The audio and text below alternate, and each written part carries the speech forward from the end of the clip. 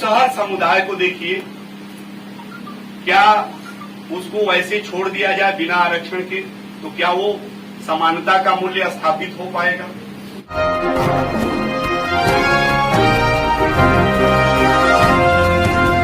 नमस्कार। खबर उत्तर प्रदेश राज्य के गाजीपुर जनपद से, जहां गाजीपुर जनपद में 15/5/2024 को चयनित गांव जलालाबाद के सौहार्द एवं बंधुत्व मंच एवं स्मार्टपुर सेंटर के तत्वाधान में मतदाता जागरूकता अभियान तथा विद्यार्थी सम्मान समारोह का आयोजन किया गया, जिस कार्यक्रम की अध्यक्षता कर रहे नीलकंठ ग्रुप आप कंपनी के मैनेजिंग डायरेक्टर आदरणीय सुरेश साहू जी ने बच्चों को शुभकामनाएं दी और उनके उज्जवल भविष्य की कामना की। जहां मुख्य अतिथि के रूप में खंड विकास अधिकारी महोदय जखनिया आदरणीय संजय कुमार गुप्ता जी ने मतदाता जागरूकता के विषय में उपस्थित बच्चों को विस्तृत रूप से जानकारी दी और उपस्थित जन को जाति, धर्म, संप्रदाय से ऊपर उठकर वोट देने के लिए विस्तृत रूप से माननीय महोदय द्वारा समझाया गया। यहां सौहार्द एवं बंधुत्व मंच एवं स्मार्टपुर सेंटर के तत्वाधान में आए अतिथियों ने विस्तृत रूप से उपस्थित क्षेत्र के सम्मानित जन, ग्राम प्रधान, प्रतिनिधि महोदय और अन्य छात्र छात्राओं को जानकारी दी कि आप आने वाले समय के कर्णधार हैं, आपके ऊपर देश का भविष्य टिका हुआ है। आप सभी लोग पहली बार मतदान करने जाएं तो जाति, धर्म, संप्रदाय से उठकर वोट करें। आप पढ़े लिखे हैं, आपकी जिम्मेदारी है किस तरह से और कैसे नेता का चुनाव करें। आइए इस संबंध में क्या कुछ कहा महोदय ने, पूरी जानकारी सुनते हैं। फिर उसमें भी निहित बहुत सारे मूल्य हैं, वो 21-22 मूल्य निहित हैं। उन मूल्यों की स्थापना समाज में कैसे हो, लोगों को एहसास कैसे हो और वो मूल्य कैसे हमारे मुद्दों से जुड़े हुए हैं, इसको लेकर के हम लोग आज बलिया में, मऊ में, आजमगढ़ में, जौनपुर में और अपने गृह जनपद जहां का मैं भी निवासी हूं गाजीपुर में हम लोग लगे हुए हैं। 40 साथी ऐसे लगे हुए हैं और 40 साथी के साथ 2100 कुछ और साथी भी जो सौहार्द बंधुता मंच से पिछले 1 साल से जुड़ करके लगे हुए हैं और काम कर रहे हैं। ये उसी का एक नमूना है। मैं ये मानता हूं कि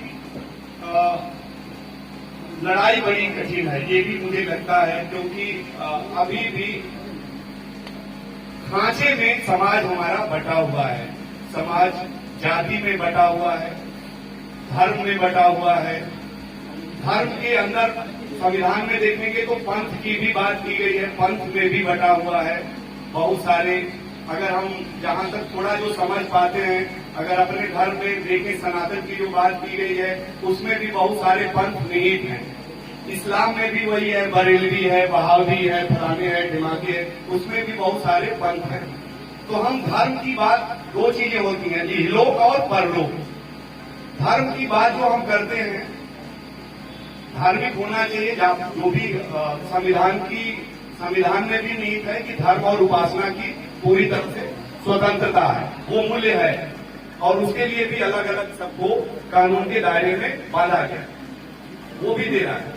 लेकिन दूसरी चीज आती है कि इहलोक और परलोक। इहलोक में तो निश्चित है कि हमें अपने संविधान के, अगर हम भारत के नागरिक हैं, क्योंकि शुरू में कहा जाता है, प्रस्तावना अभी पढ़ी जा रही थी, हम भारत के लोग, और लास्ट वाली लाइन जो थी, अधिनियमित करते हैं, अंगीकृत करते हैं और आत्मार्थित करते हैं।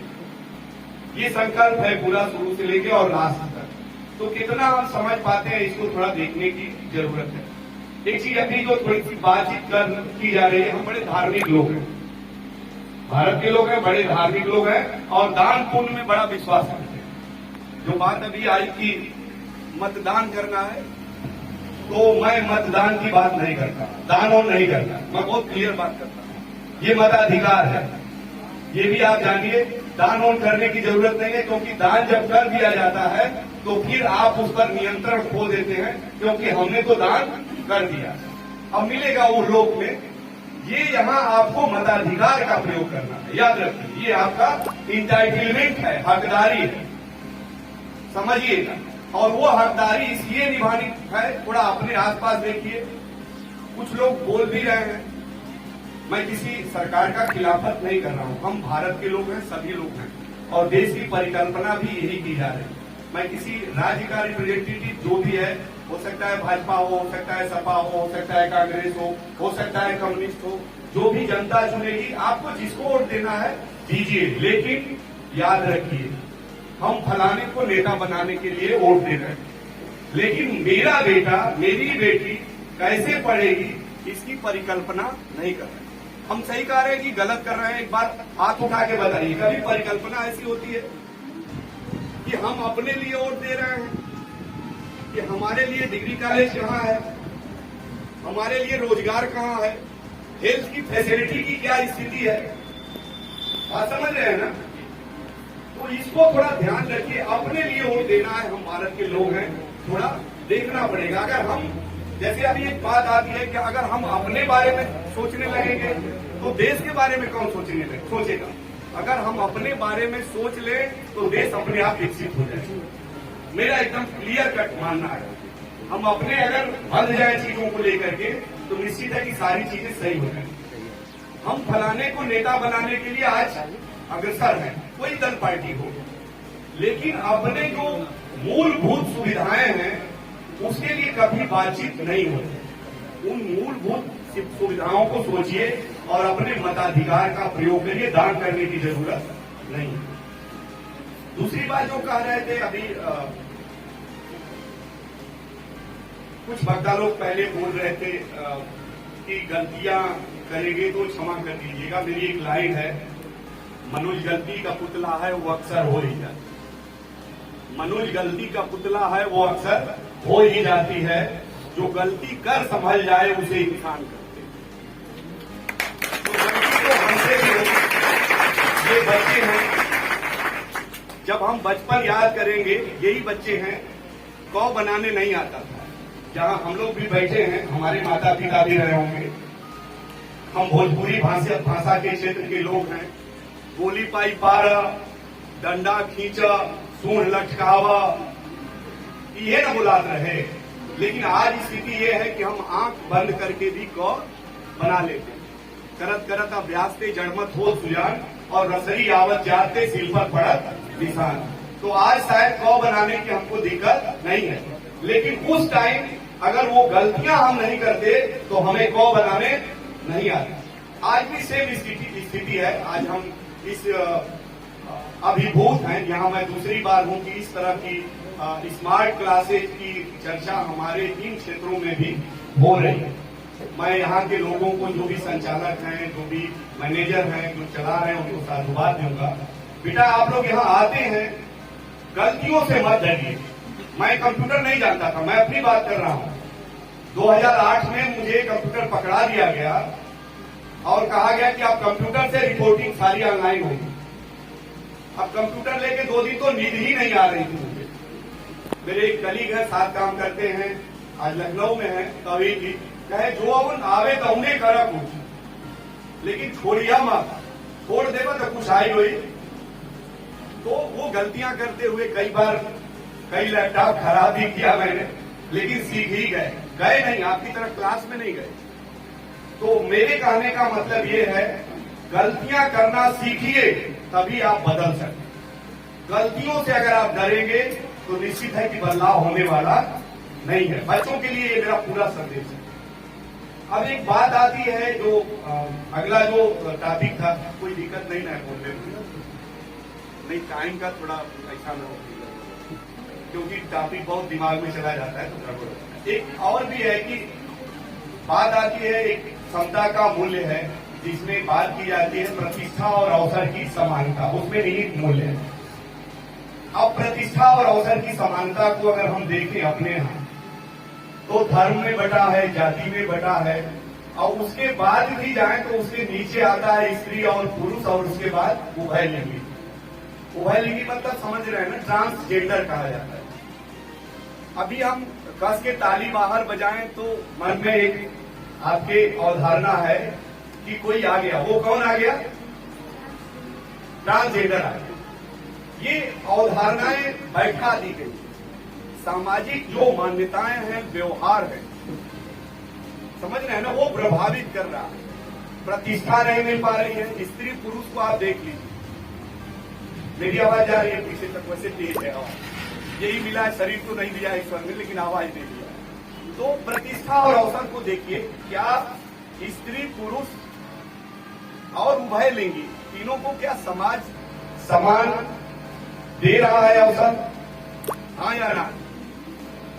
नहीं दे रहा। थोड़ा ऐसे सोचिएगा। एक घर में बेटा जन्म लेता है और एक बेटी जन्म लेती है और एक उभय लिंगी जन्म लेता है, तो सबसे ज्यादा खुशी किस पे होती है? उभय लिंगी पे ना। जो उभय लिंगी है, ट्रांसजेंडर, घर में बड़े प्रसन्न हो जाते हैं लोग। हाँ या ना? बात समझ रहे हैं ना? अब आप देखिए, सबसे ज्यादा कहा जाता है पुरुष प्रधान है, पुरुष प्रधान है। मैं कह रहा हूं कि अवसर नहीं मिला महिलाओं को, इसलिए प्रधानता वो कायम है। जो सामाजिक मान्यताएं हैं और व्यवहार है, सामाजिक मान्यताओं और व्यवहारों में महिला को दोयम दर्जा पहले से दिया गया है। अभी आप बात हो रही थी कि बहुत सारी लड़कियों को मतलब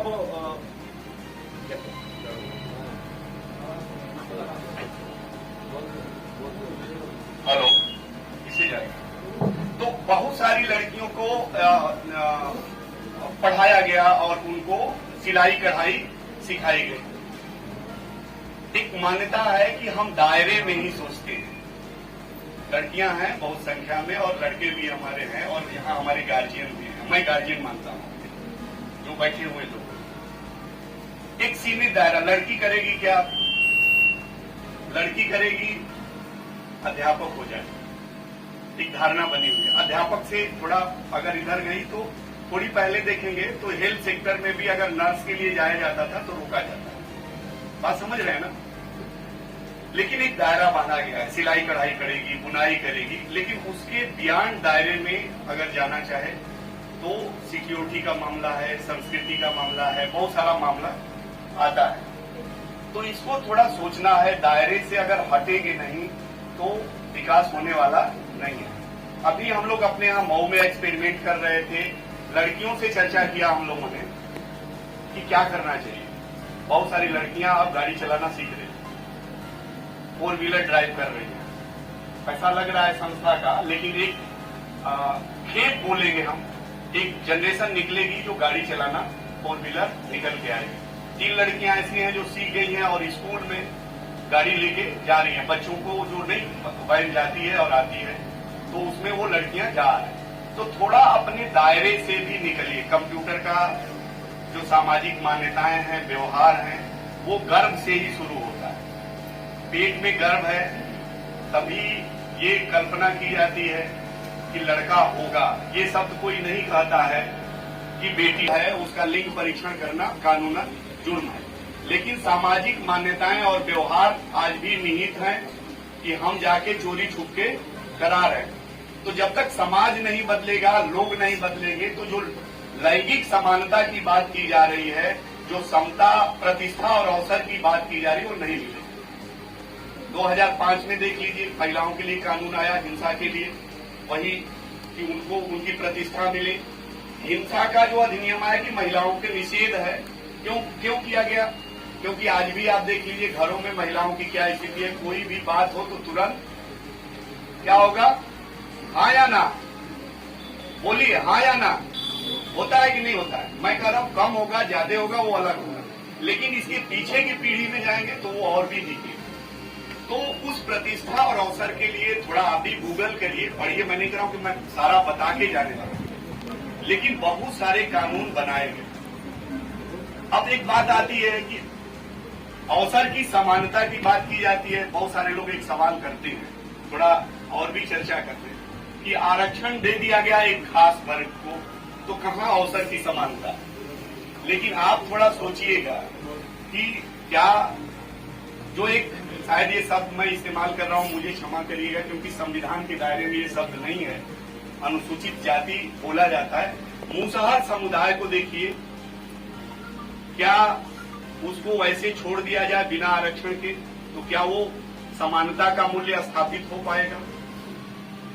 क्योंकि उसके घर में पलने वाला बच्चा कैसे पढ़ता होगा, और एक जो बहुत उच्च कोटि के लोग हैं जिनके पास बहुत सारे संसाधन हैं, पैसा है, रुपया है, गाड़ी है, बंगला है, उनके घर का बच्चा और एक मुसहर कम्युनिटी का बच्चा, समुदाय का बच्चा, क्या अगर उसको आरक्षण राज्य न दे तो क्या इनकी बराबरी कर पाएगा वो? हाँ या ना?